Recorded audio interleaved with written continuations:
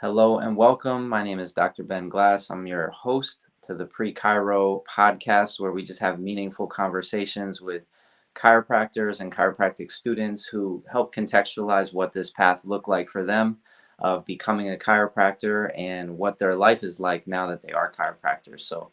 Today we have Dr. Emily Mayo. Thank you so much for joining us. Can we kind of just get started by you introducing yourself and kind of setting the tone for maybe like where you were at in life when you decided to become a chiropractor, what your story was. Yeah, thank you for coming. Yeah, absolutely. Thanks for having me, Ben. I know all the students really appreciate you hosting this regularly. Um, my chiropractic journey, I have been adjusted since birth, though it wasn't chiropractic in the way that I understand it now. My father was a marathon runner, and my mother got headaches, and we were, like I said, brought in since we were born. It was more, I guess, more allopathic in nature, or more like, okay, we did a lot of sports. I was a gymnast and a soccer player, and we used to get adjusted because we were constantly getting hurt. Not in the vitalistic manner that I understand it to be right now. I did know pretty early on that I wanted to be a chiropractor, or I guess early on in a certain sense. I knew by the end of my freshman year in college that I wanted to be a chiropractor. I always loved working with and helping people, and I was definitely more into math, science, those different studies in school. And I knew I wanted to be a doctor. My mom's entire side of the family are MDs, and chiropractic, the philosophy definitely spoke to me. At the time, also it being a little bit more physical in nature spoke to me. And that's when I made the decision. So my undergrad was based around already knowing that. So I, was a biology major. It was, the most prerequisites within that major. That's how I chose it. And Hmm. then right on to chiropractic school. Wow. Okay. So, two things. One, this will be edited, so I'm just curious. Can you put your phone on something so that you're not holding it while you're talking because it's moving a lot? And then the Okay. second thing, once we get it stabilized, is that possible or not really? We're in a pretty minimal spot in the jungle. Wow, you're in the jungle. Yeah. Amazing. All right, Oh, I'm gonna ask you about that later. Once you okay. decided that, all right, we're back to the interview. Once you decided that you wanted to become a chiropractor, you were a freshman in college, you knew that this was your path. What did you do throughout the college years to really prepare yourself besides just taking the prerequisites and figuring out maybe which school you were going to go to? So, to be honest, there wasn't that much at that time because I didn't understand chiropractic fully and what I could be doing. Now, of course, and we teach this in our MLS seminars, which I'm sure I'll mention at some point, but everything that you do, your entire background feeds into your chiropractic world. So, for instance, I started ballroom dancing. Now that feeds perfectly into chiropractic. It's two people, connecting. It's this understanding of motion, that understanding of connection, that understanding of energy. And that fed, perfectly into my adjusting. I, of course, didn't know it at the time. Another skill I picked up later was something called acro yoga. Again, another partner interaction where it is this connection that I think really fed into my adjusting and my chiropractic world. But there was nothing intentional at the time about what I was choosing other than the classes because my understanding was not, complete at that point. Hmm. I really appreciate you touching on acro yoga and ballroom dancing. Is there Mhm. anything else while we're on topic that you can reflect back on really did support your development once you did start practicing adjusting or once you did start engaging with the philosophy? Was there other things that you had experienced in your upbringing that you can reflect on by chance? Oh, of course. I mean, to add a couple more just into the more like physical realm, I was a gymnast, and also I did a lot of yoga that allowed me to understand where my body was in space, have really good balance, which does feed into your adjusting. You don't want to be worried about where you are in space. I know that my body can be in any position and still deliver that moment of impulse for that adjustive force. Hmm. And it's a no-brainer. Whereas a lot of the students we're teaching, especially through the seminars, they're constantly worried about their shaking legs or where they are, and you can't focus and truly be there for that moment when the adjustment needs to happen if you're worried about your own body and where you are in space. You need to be able to kind of tune out from everything else so you can truly be, 100% focused on that person that's on your table. Hmm. And then in other realms, I had a family that, we did a lot of hugging. There was always touch and connection. So that was, very, very helpful. Our family like would trade shoulder massages or, any of those bits and pieces. Like I said, I also, one of my main values was helping others. So that's part of how I got into the chiropractic profession to begin with. And that's something you truly need if you want to become a chiropractor. Yes, you can make a very good living at this, but that can't be your why. Hmm. You're not gonna be happy in the profession if that's your why. Can you key in more on what your why has blossomed to become, and also uh, keep reflecting if there were ways that you were helping others while you were growing up that were helpful for you to gain experience, life experience? Yeah. Um, some of them, again, I think the value of service, because that's what chiropractic is. It's not to use the word profession, but service profession. Again, it's extremely important. It has to be the value of service that you're coming from. Now, I believe I had a mixed need to be liked at the same time as, wanting to help others. And that's something that's very, very common. We see it so regularly, and, the students coming in, and something that a lot of us need to work on and work through. A need to be liked and a value of service are very, very different. And one will, serve you in your practice, will help you to facilitate healing for others. Another one, I mean, you're going to be walked all over in your care. And so I think some of it was in a very helpful realm, but most of it I needed to learn and take into the value range versus the need range. Mm. Mm. Can you keep going with that? Like, what's your practice like these days? How do you implement some of these principles of throwing out the window the need to be liked, and more just standing in your power and your truth, and helping guide people and keeping it focused on that? Of course. I think a big thing is just knowing that or if you don't, that you'll figure it out. So the confidence factor is huge. Starting out, and I mean, it's always the learning process, but just be confident in what you do know. And like I said, know that that will grow, which it has for me over the years. For instance, if we're talking about a need to be liked, someone comes into your practice and they're like, hey, I have this thing happening and I'd like to be out of here as quickly as possible. Now, if you want to be liked, you're going to say, okay, well, I'll see what I can do today and have a nice life. See me next time you need me. Or, if it's a value of service, this has been, brewing in your system. You've had these patterns for a very long time. And, there is a law of time. It took time for this, to occur in your system. It took time for these tracks to be stored in your system. It's going to take time to unwind. And so, therefore, it is my highest and best recommendation that this be the care, you know, so Mhm. that's a very different a feeling, very different energy that you get from both of those statements, right? So I'd Mhm. say that was the biggest thing. Also, um, boundaries are huge, which I'm sure we'll touch on a little bit in the future. I guess another thing that I wanted to mention as far as like that need to be like, um, actually lost the train of thought there. Well, touch on the boundaries, especially being, Mhm, not especially, but like being a man is different from being a woman in the healing mhm, arts, in the service professions, just because I was a massage therapist as a guy, mhm, and just navigating that before going to chiropractic school really, I think, helped me establish really clear intentions and boundaries with people. I'm just mhm. curious if you could give any context or perspective on boundaries as you just mentioned them. Yeah. So boundaries, another thing that I highly worked on. And again, as someone who had or has the tendency to need to be liked, the boundaries are going to be huge. So you're going to decide, okay, these are my office hours. This is my office phone, or my practice phone.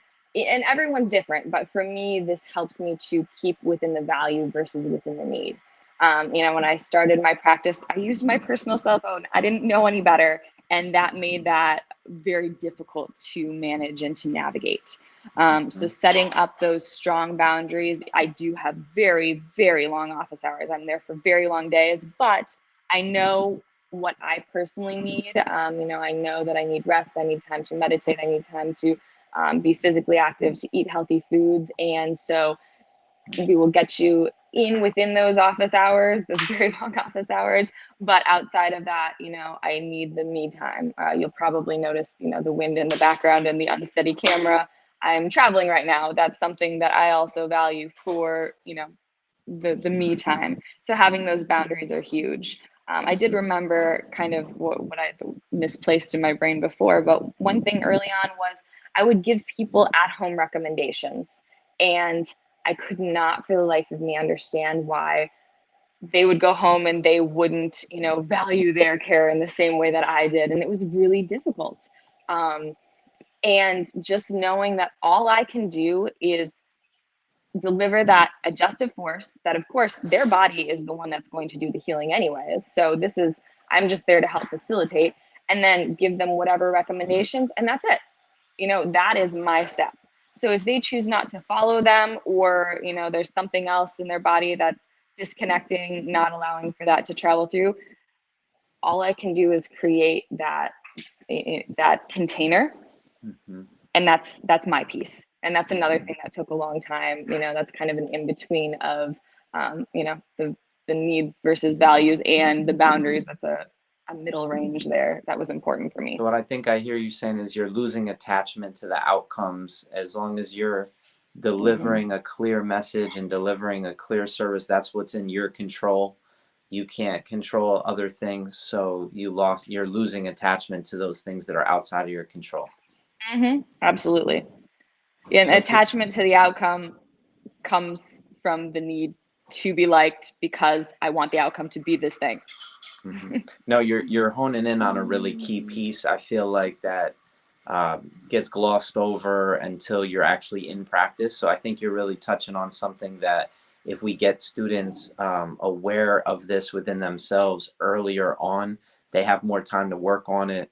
And by the time they're maybe entering student clinic, they already have this awareness that they have a need to be liked in many different things they do, and they've already done that inner work. Can you talk about the inner work that you've had to do to get to where you're at today, just as a chiropractor? It's kind of an open-ended question, but you can go many directions with that.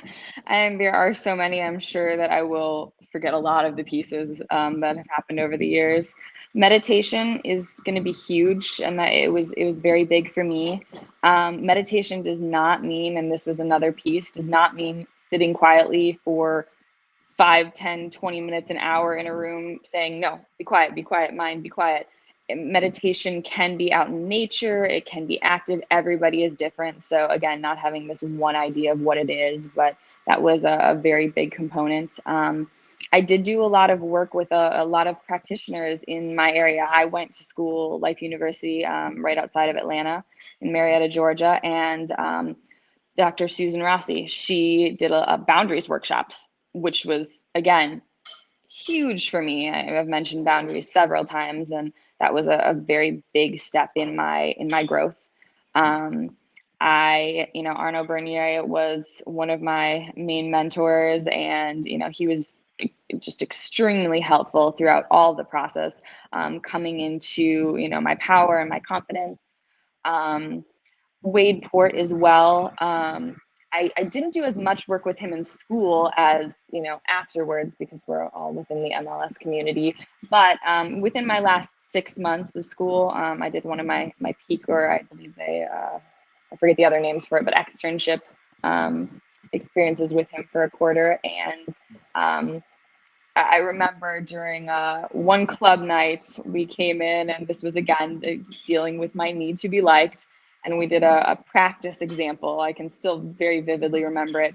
We stepped up, and he set the scenario, and he said, "You have boards coming up this weekend, and it is a Friday night, and I have asked you if you can help me move." And in this completely, imaginary example, I stood up there and I squirmed because I had this need to help him move, even though I knew, no, I have to, prepare myself for boards. And I remember just, it was kind of pushed in my face, and like, this is something that you need to manage, especially if you want to make it out there in practice. And that was not that far from graduation, so that one in particular, like I said, sticks with me quite a bit. And Mm-hmm. Dr. Susan Rossi, she had me stand in front of this boundaries group and say, I am Dr. Emily Mayo, and I just graduated, and being able to say that part, like, no, this is part of who you are now. I remember also that being a difficult component, and again, stepping into that power and that trust in yourself. Um, Mm-hmm. we're all key pieces, and I'm sure there were a myriad of other things.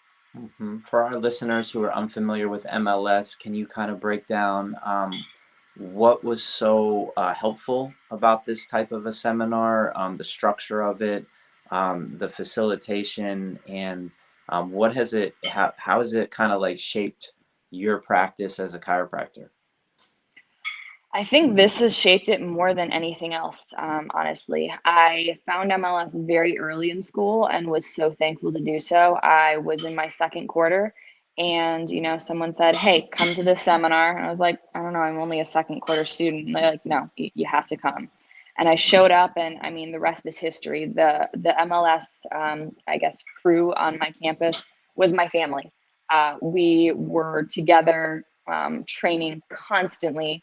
I spent 4 nights a week with these fellow students, and I moved on to help facilitating the seminars, and now I'm lead teaching them on the West Coast now that Arno has retired from teaching the MLS Mm-hmm. seminars. That is, um, and what it is, it's what I love about it is an approach. It's not a technique, which I think makes it very open to everyone, because it seems like everyone gets so set in their technique and they don't want to talk to other people and other techniques or branch out. I would encourage brand new students to experience everything so that you know what you like, but then hone in on a few things that you do really like, master of one versus jack of all. um, Mm-hmm.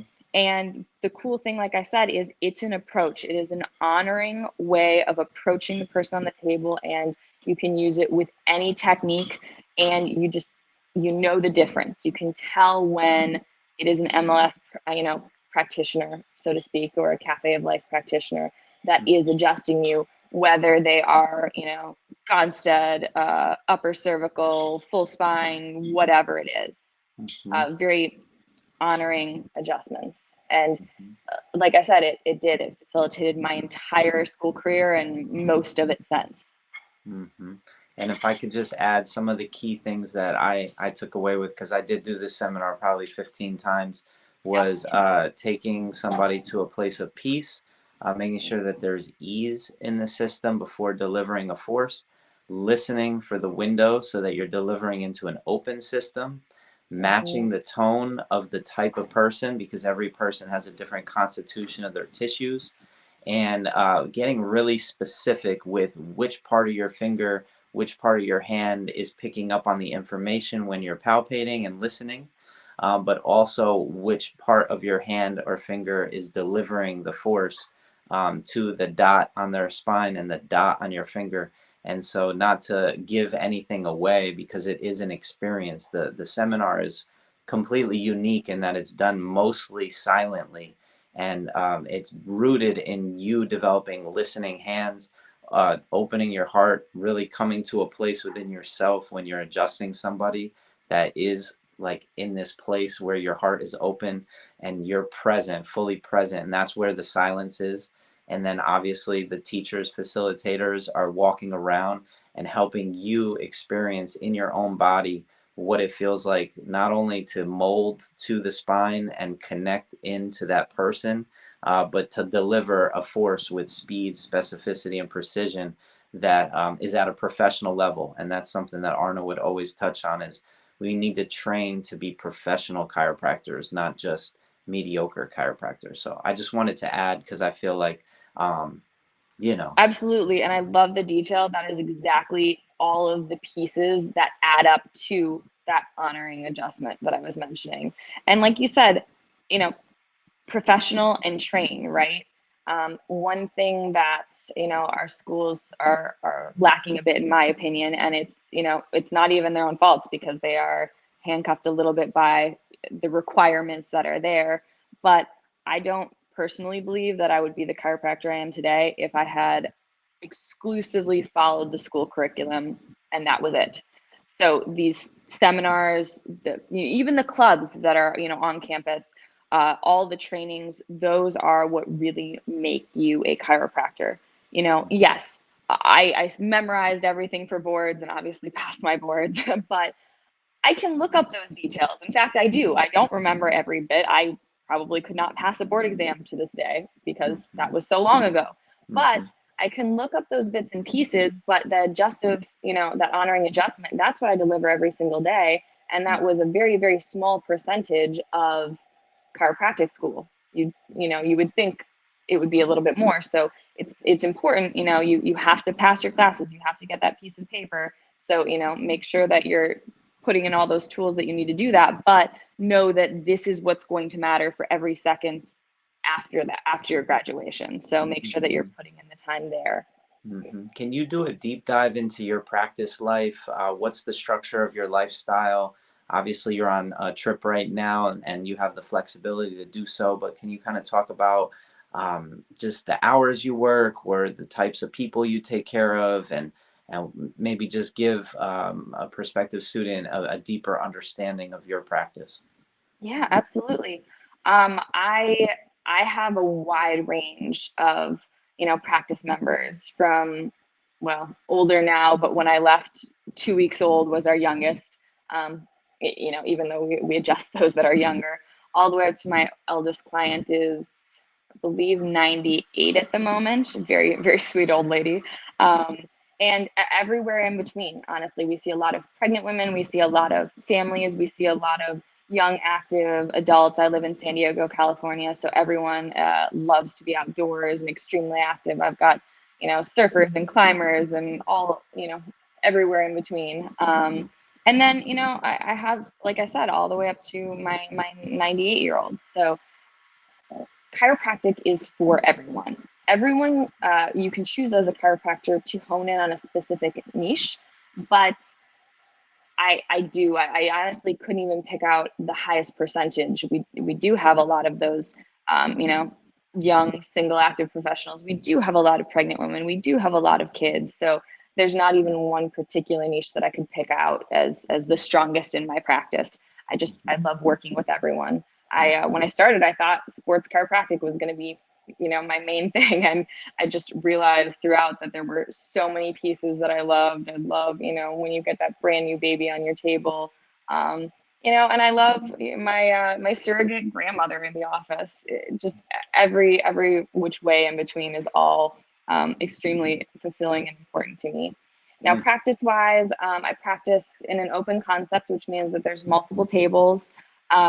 We have a big, open kind of living room like area, but like the entire practice is open. So I also appreciate that people make friends in my practice. They've never met each other before, but they happen to come in at the same time every week. And so they do, they chat, they make plans. I literally heard, two different couples making plans to go get dinner together. And it is this open family, place that everyone can hang, drink tea, etc. mm, mm, Um, we are, I also love the education process of that. So we're constantly, teaching people throughout the adjustments, and everyone who's, sitting can also hear that. So those little bits and pieces, and I'm constantly having people, oh, I didn't know that, or oh, can you tell me more about this, even though they weren't the one that was specifically, that information was intended for. But I just love that open piece.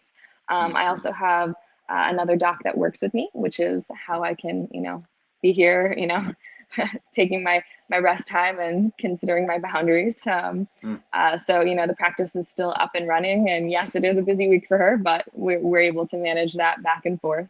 mm, And that's something that was important to me, and became important to me. I did still take time to travel, which is something I highly value, but I wasn't able to take as much time before that because I want to make sure that all of my people are still being served. mhm. Um, what else? Does that answer the entire question?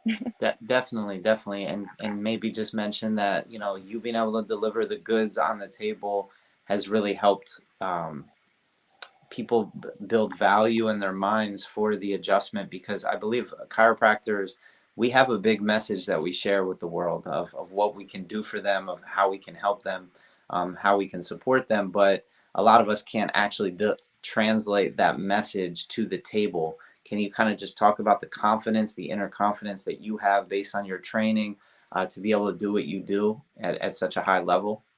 Absolutely.